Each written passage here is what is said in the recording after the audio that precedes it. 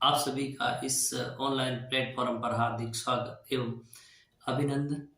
आशा और उम्मीद करता हूँ कि आप सभी बढ़िया होंगे।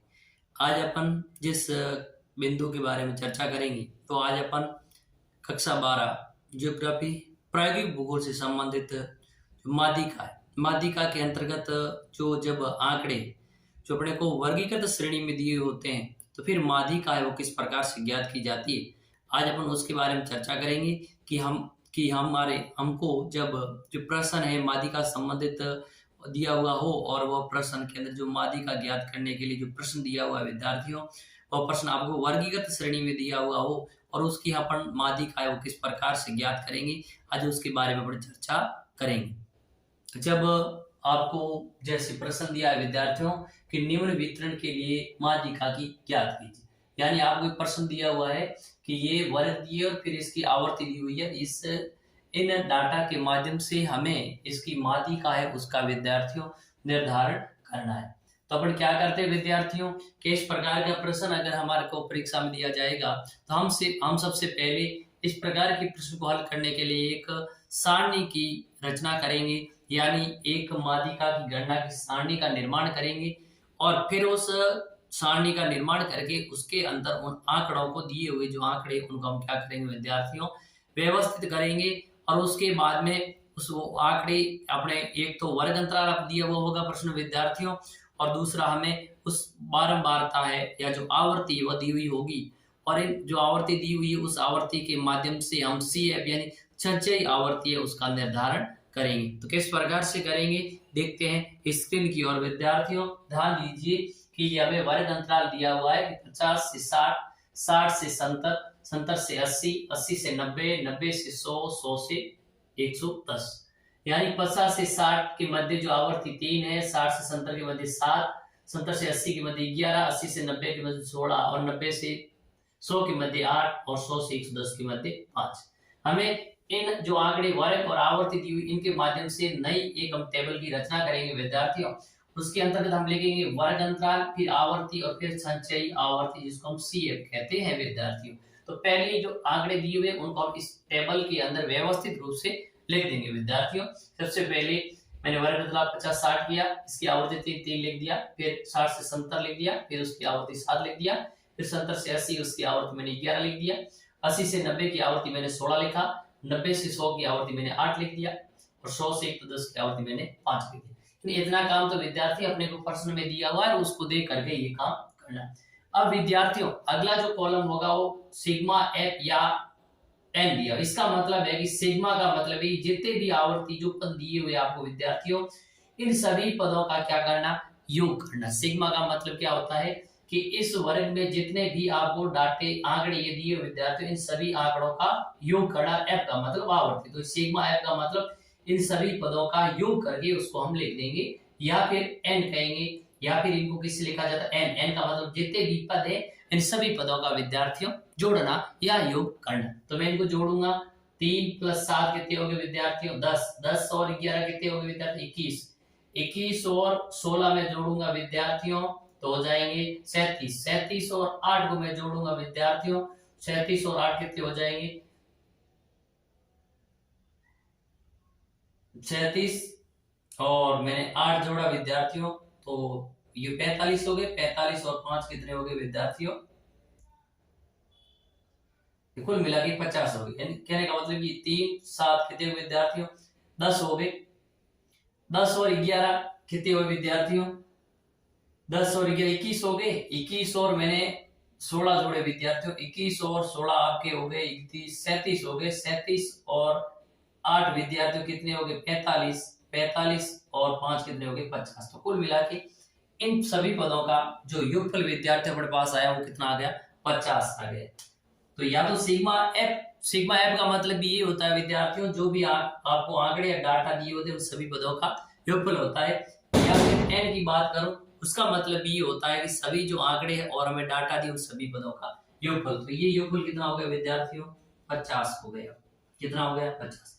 इस प्रकार से अब अपने को ज्ञात करना है विद्यार्थियों संचयी आवर्ती यानी CF। तो मैं क्या करता हूं विद्यार्थियों CF बहुत आसानी से अपन ज्ञात कर सकते हैं विद्यार्थियों। क्या करेंगे पहला ये 3 है तो इसको 3 को लिख दीजिए। फिर अगले स्टेप विद्यार्थियों, ये 3 और 7 को क्या कर दीजिए, जोड़ दीजिए। तो 7 और 3 जुड़ के कितने हो गए विद्यार्थियों, ये 3 मतलब 3 ये थे और 7 ये जुड़ के कितने हो गए विद्यार्थियों, 11 हो गए, 10 हो गए। कितने हो गए, 10। 3 + 7 कितने हो गए विद्यार्थियों, 10। 10 में 11 जोड़ा मैंने विद्यार्थियों, कितने हो गए, 10 और 11 कितने हो गए, 21 हो गए।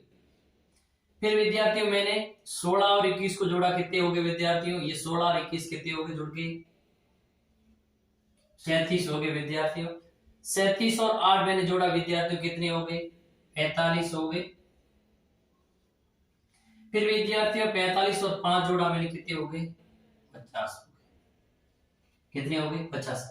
इस प्रकार से हमने किसका निर्धारण कर लिया विद्यार्थियों, संचयी आवर्ती का भी हमने क्या कर लिया, निर्धारण है वो कर लिया। यानी किस प्रकार से संचयी आवर्ती का निर्धारण करते विद्यार्थी बहुत आसान तरीके से करेंगे कि जो पहला जैसे 50 और 60 वर्ग संख्या उसको लिख दीजिए, फिर अगले वाले स्टेप वाले को जोड़ते जाइए विद्यार्थियों। जैसे यहाँ मैंने 3 लिखा, 3 को 7 से जोड़ा 10 हुआ, 10 को मैंने 11 से जोड़ा विद्यार्थी 21 हो गया, 21 को मैंने 16 जोड़ा 37 हो गया विद्यार्थियों। 37 को मैंने 8 से जोड़ा 45 हो गया विद्यार्थियों। 45 को मैंने 5 से जोड़ा, कितने हो गए, 50 हो गए। इसी प्रकार से हमें संचयी आवर्ती है विद्यार्थियों कितनी आ गई, संचयी आवर्ती है वो अपने मान ले आए। कुल मिला के यानी इन पदों का f का मान है वो कितना है विद्यार्थियों, 50।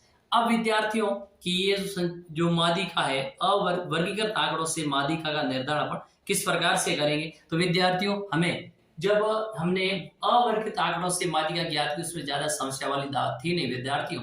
और जब वर्गीकृत आंकड़े हैं तो हमें एक सूत्र का उपयोग है विद्यार्थियों किया जाता है। सूत्र विद्यार्थी आपके सामने स्क्रीन पर है, देखिए सूत्र क्या है विद्यार्थियों। सूत्र ये कि m बराबर n plus I upon F sigma n upon n कोष्टक बंद n अपॉन बटा 2 माइनस c कोष्टक बंद। यानी कहने का मतलब n का मतलब होता है विद्यार्थी वर्गीकृत आंकड़ों के लिए माध्यिका, यानी ये जो वर्गीकृत आंकड़े इनकी हम ज्ञात करेंगे माध्यिका। फिर एल का मतलब है कि विद्यार्थी माध्यिका वर्ग की न्यूनतम सीमा। अब अपने को अभी तक निर्धारण नहीं किया है कि कौन सा वर्ग है वो माध्यिका वर्ग होगा। जब अपन ने माध्यिका कैसे ज्ञात करेंगे, माध्यिका वर्ग अपना इस प्रकार से ज्ञात करेंगे विद्यार्थियों, n2 बराबर क्या होगा, n यानी पदों का योगफल कितना है, सब पदों का 50, n2 बराबर क्या होगा 50/2 विद्यार्थियों। तो इसका मतलब ये हो 50/2 यानी 25। कितना आगे विद्यार्थी अपने पास मान 25, यानी मैंने 50 में किसका भाग दिया विद्यार्थी, 2 का भाग दिया। और जब मैंने 50 में 2 का भाग दिया इसका मतलब 50 का विद्यार्थी आधा गणा आ गया 25। अब ये 25 आया विद्यार्थियों, ये जो 25 के आधार पे अपने को ये निर्धारण करना है कि ये जो संचयी आवर्ती है इसके अंदर 25 किस वर्ग में आ रहे हैं। अगर जिस वर्ग में 25 आ जाता है और यानी इस संचयी आवर्ती में जहां पे 25 मिलेगा ना विद्यार्थियों, वो वर्ग जैसे मान लो यहाँ 25 आ रहा है, इसका मतलब ये वर्ग इस वर्ग को माध्यिका वर्ग होगा। यहाँ पर 25 विद्यार्थी मेरे को यहाँ मिल जाए तो इसका मतलब ये वर्ग होगा वो माध्यिका वर्ग होगा। पर ये 25 यहाँ मैं इसमें संचयी आवर्ती में देखता हूँ विद्यार्थियों, तो 25 है वो कहीं नहीं मिल रहा है मेरा। इसका मतलब है कि जो 21 और 37 इसके मध्य है वो 25 होगा। तो इसका मतलब है कि ये इस वर्ग में आएगा विद्यार्थी। छोट 25 से बड़े वाला जो वर्ग है वही वर्ग है, वही माध्यिका वर्ग विद्यार्थियों होगा। क्यों, अगर यहाँ 25 से 35 आते विद्यार्थियों तो भी यही 37 संचयी आवर्ती वाला वर्ग है, ये वर्ग ही क्या होता है आपका माध्यिका वर्ग। तो इसका मतलब ये हुआ कि यहाँ कितने हैं 25 आए, 50 n/2 का मान अपने पास कितना है विद्यार्थियों 25 आया। ये जो 25 है इस 25 को आप संचयी आवर्ती में देखिए कहीं पे मिल रहा है नहीं मिल रहा है। इसका मतलब ये कि जो 25 है 21 और 37 के मध्य, यानी इस 37 वाला जो वर्ग माध्यिक जो वर्ग है इस वर्ग के अंदर ही 25 आएगा विद्यार्थी। इसका मतलब ये 80 और 90 ये होगा माध्यिका वर्ग। यानी यहाँ जो इस प्रश्न के अंदर माध्यिका वर्ग कौन सा होगा विद्यार्थियों, माध्यिका वर्ग होगा 80 और 90 विद्यार्थी। तो मैं इसको लिख सकता हूं कि इसके माध्यम से अपने को मालूम चला ये कि माध्यिका वर्ग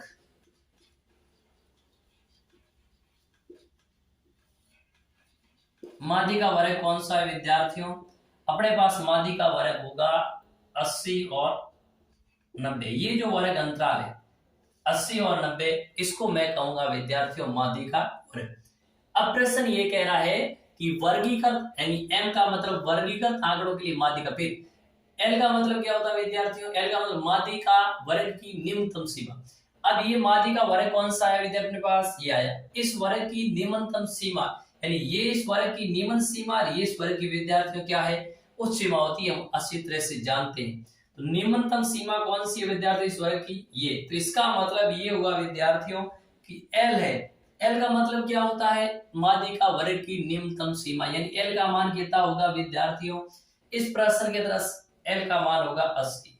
ठीक है विद्यार्थियों। अगला, आई का मतलब वर्ग अंतराल, यानी यहाँ वर्ग आई का मतलब क्या विद्यार्थियों? इसका यानी देखो कि प्लस आई अपॉन एफ। आई का मतलब वर्ग अंतराल। अब वर्ग अंतराल कितना है? 50, 60, 60, 70, 70, 80, यानी इनके मध्य 10 का अंतर, इसके मध्य 10 का अंतर, यानी इनिशियल आई का जो मान है वो कितना विद्यार्थियों? 10। क्योंकि वर्ग अंतराल कितना है? 10 है, इसलिए इसका मान भी कितना होगा? 10। अगला क्या है? एफ। एफ का मतलब माध्यिका वर्ग की आवर्ती, यानी सूत्र है L plus initial upon F, यानी एफ। इस एफ का मतलब होता है माध्यिका वर्ग की आवर्ती। अब माध्यिका वर्ग कौन सा विद्यार्थियों? ये। इस माध्यिका वर्ग की आवर्ती कितनी देखिए? 16 है। कितनी आवर्ती विद्यार्थियों? 16। तो इसका मतलब हुआ कि ये जो एफ है विद्यार्थियों, इसका मान कितना हो जाएगा? 16 हो गया।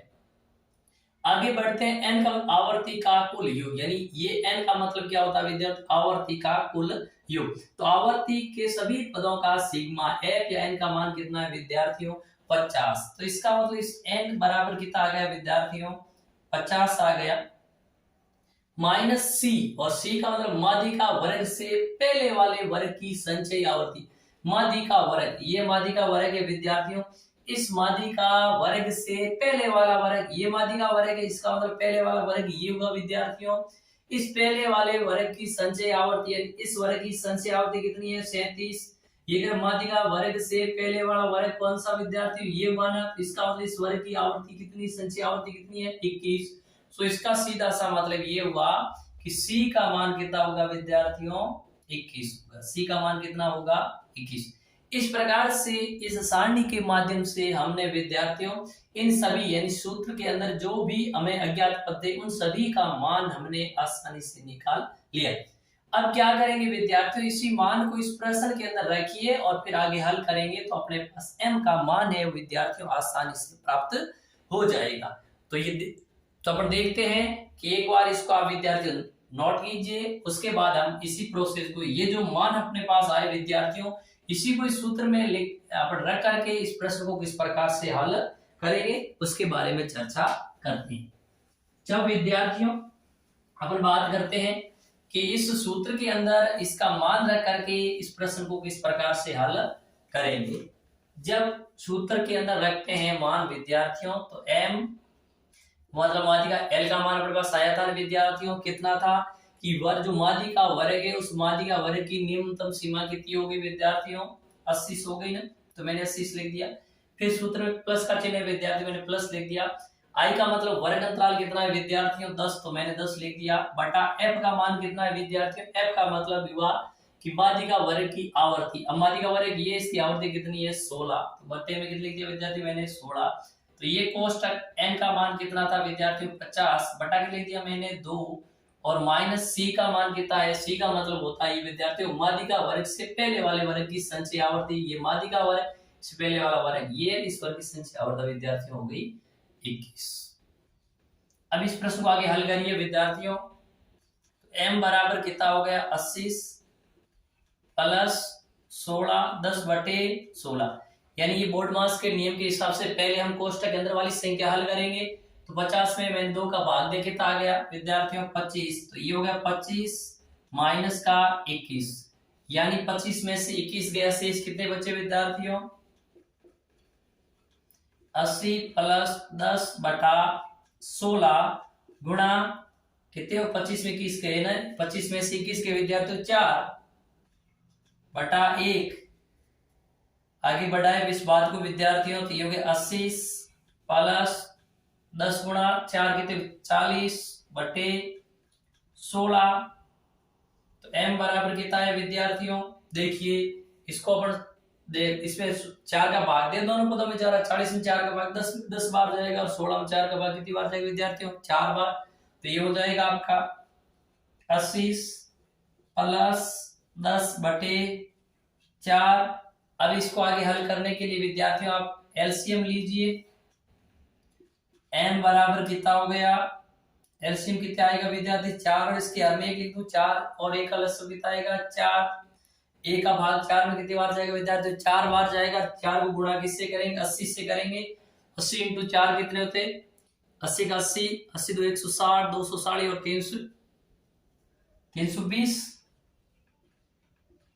320 और प्लस 10, यानी कितने हो गए, m बराबर कितना होगा 330 बट्टे कितने हुए विद्यार्थियों 4, यानी m बराबर कितना होगा 330 में किसका भाग देना विद्यार्थियों, 330 में 4 का भाग लगा दीजिए। ये लिखा मैंने विद्यार्थियों 330, इसमें भाग लगाऊंगा मैं 4 का भाग कितनी बार गया, 4 बार गया 16, 5 बार 20 और 24 7, एक 8 और बेट 3 8 24 4 होती 4 4 8 बार गया, कितने आगे विद्यार्थी 32, माइनस शेष बचा 1, 10 में भाग दिया 4 का कितनी बार गया विद्यार्थियों 2 बार गया, फिर आगे 8, फिर बचे 2 पॉइंट, यानी कितना आ गया विद्यार्थियों 82.5, कितना आ गया 82.5।